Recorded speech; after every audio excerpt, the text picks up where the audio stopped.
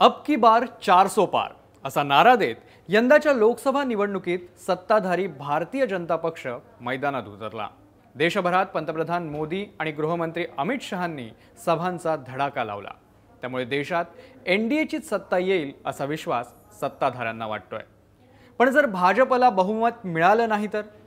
एका मुलाखतीत हाच प्रश्न अमित शहांना विचारण्यात आला। यावर अमित शहांनी काय उत्तर दिलं आणि सध्याच्या परिस्थितीत भाजपला खरंच प्लॅन बी ची गरज होती का, जाणून घेऊया। गेल्या लोकसभेत 300चा आकडा पार केलेल्या भाजपनं यंदाचं लक्ष ठेवलं ते 400 जागांचं। काश्मीर पासून ते केरळ पर्यंत, मुंबई पासून ते गुवाहाटी पर्यंत लोकसभा निवडणूक प्रचारासाठी भाजपनं पंतप्रधान मोदींच्या नेतृत्वात देशाचा कानाकोपरा पिंजून काढला। लाखोंच्या उपस्थितीत सभा घेतल्या, रॅली काढल्या। उद्दिष्ट एकच होतं, अब की बार 400 पार। पण नुकतीच गृहमंत्री अमित शहांनी एक मुलाखत दिली। या मुलाखतीत शहांना एक प्रश्न विचारला गेला, जर भाजपनं बहुमताचा आकडा गाठला नाही तर भाजपचा प्लॅन बी तयार आहे का? यावर अमित शहांनी दिलेलं उत्तर हे भाजपचा आत्मविश्वास दर्शवणार आहे।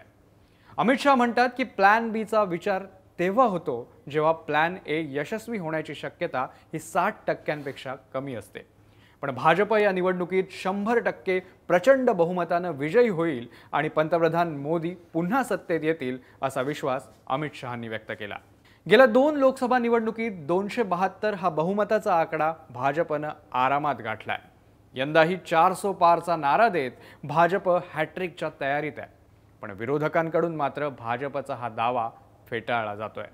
मात्र भारतीय राजकारणातले चाणक्य समजले जाणाऱ्या अमित शहांनी व्यक्त केलेला ठाम विश्वास, भाजपचा 400 पारचा नारा आणि प्रचंड बहुमतानं मोदीच सत्तेत परत येणार याची शाश्वती, या सगळ्या गोष्टी खऱ्या ठरणार का?